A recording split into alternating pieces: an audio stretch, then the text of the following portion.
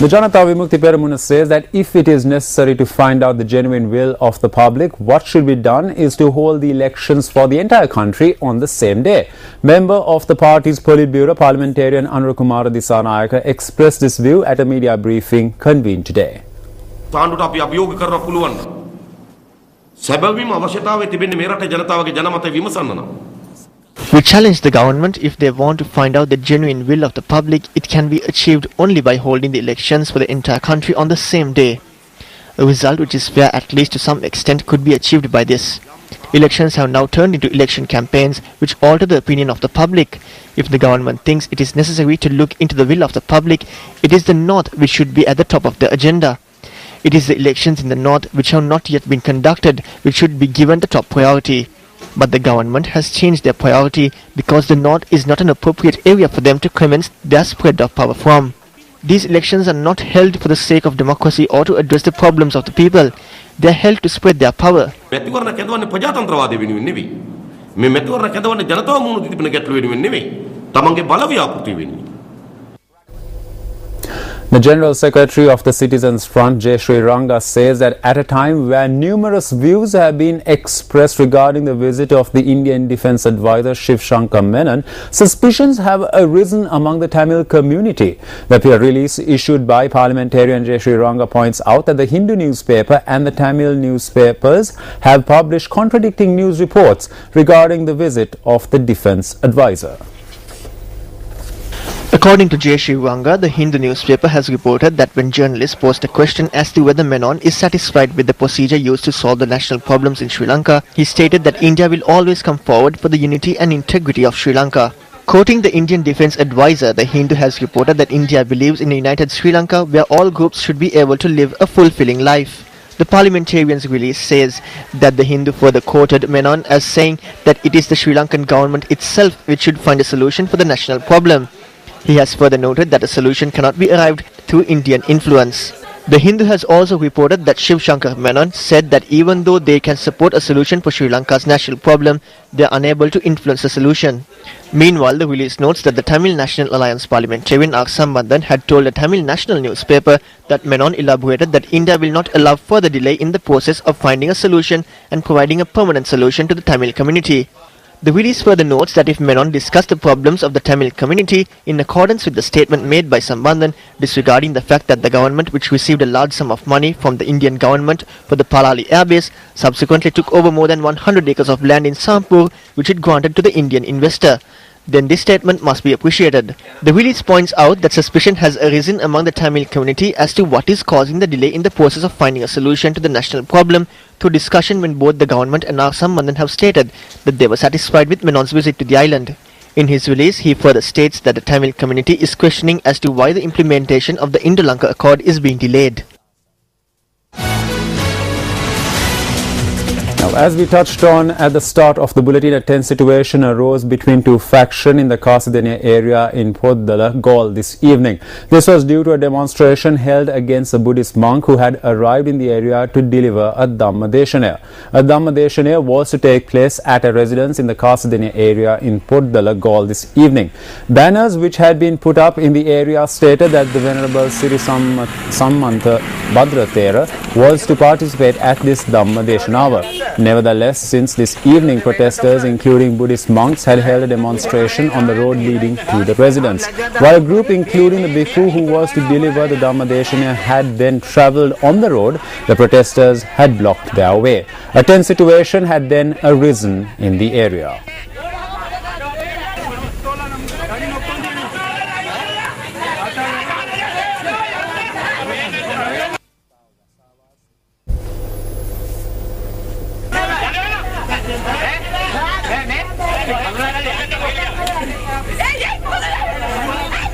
DNA parliamentarian Arjuna Ranatunga says that Sri Lankans have a tendency to take a foot back during tough times and it needs to be changed. He expressed these views at the Colours Night of Gateway College in Kandy yesterday. The Colours Night of Gateway College was held in Kandy yesterday under the auspices of parliamentarian Arjuna Ranatunga.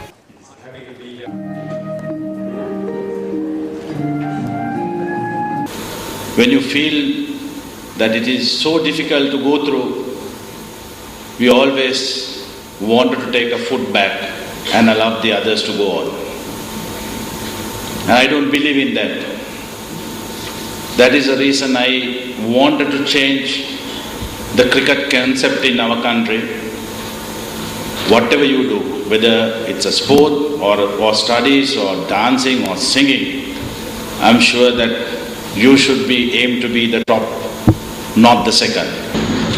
And I always feel that the world is changing, but the way we respect our parents, we still do that. But unfortunately, when you go to some of the schools in Colombo, you could see a different change.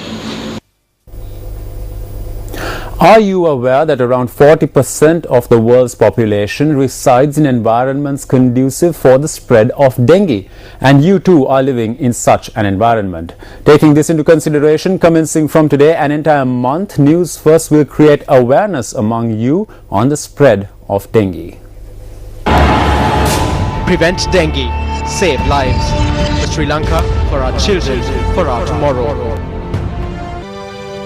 Dengue is spread by the two mosquitoes Aedes aegypti and Aedes albopictus. Following are a few symptoms of dengue. High fever which continues for more than 3 days. Severe headache, vomiting, muscle and joint pains, skin rash.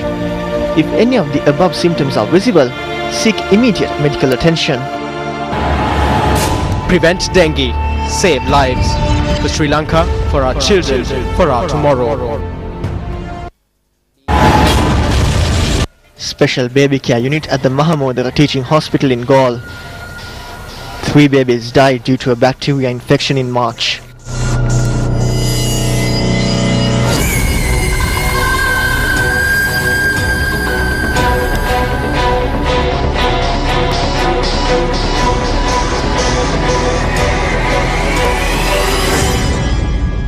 The babies were admitted to the baby room saying they were underweight. They were in good health for about 5 days. The baby boy passed away on the 5th and the girl passed away on the 6th day. It has been revealed by now that a type of bacteria which may have spread in this unit could have been the cause.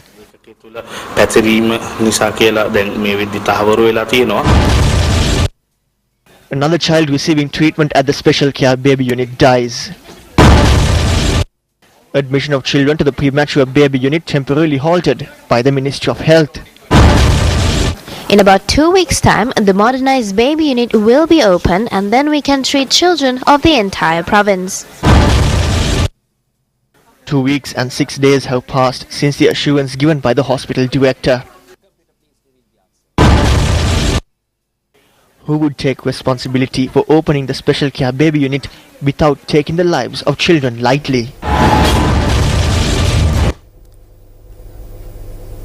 News First Mahina Bongso now joins us with the special segment 2012.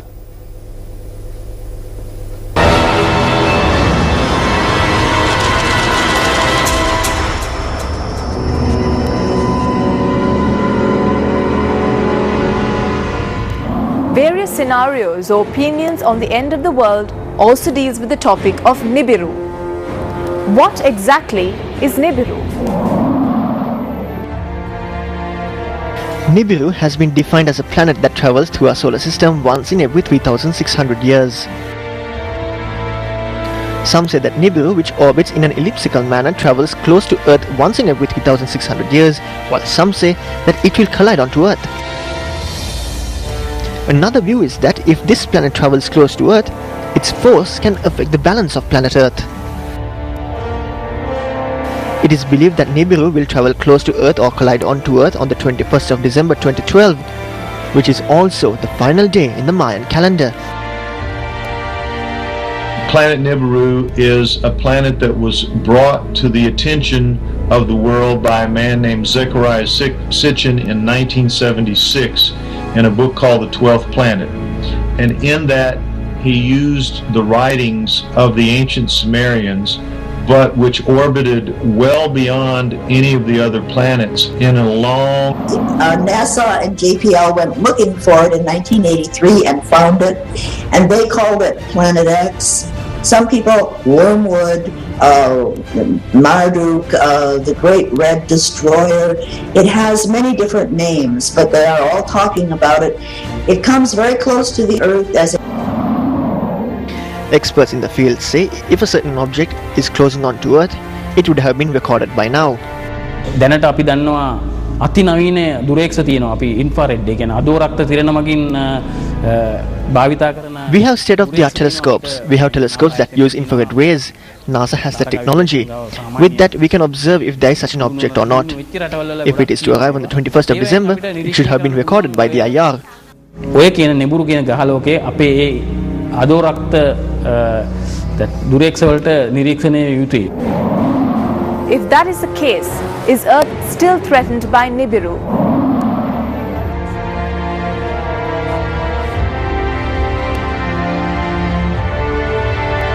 From our calculations, as I said, it would have to be by the close of 2015.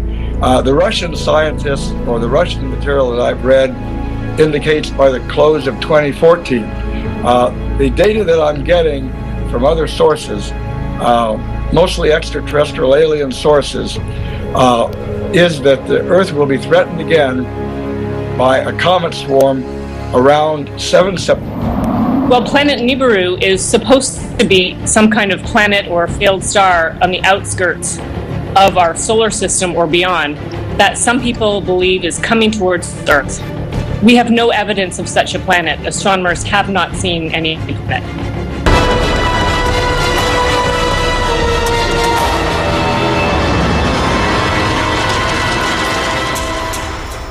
Usain Bolt and Johan Blake sauntered through their 200-meter semi-finals to set up another rematch and an explosive finish to the Jamaican Olympic trials.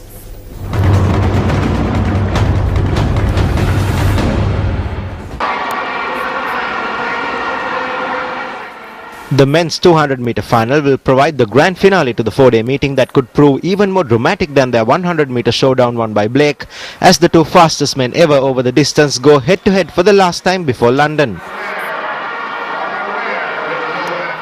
Bolt, the Olympic champion and world record holder at 19.19 seconds, will no doubt want to close out the meeting on a positive note, while Blake, with a best of 19.26, could confirm himself as the man to beat in both events at the Games. Blake powered his way across the line in a time of 19.93 to easily win his heat, while Bolt also looked more focused, crossing first in 20.26. Meanwhile, the Olympic flame travelled from Birmingham to Coventry on day 44 of its 70-day torch relay today. The flame travelled through 17 communities on its journey of over 95 miles today. The flame also visited Shakespeare's birthplace in Stratford-on-Avon. Today's 157 torchbearers included the Olympic torch relay's youngest torchbearer, 12-year-old Dominic McGowan.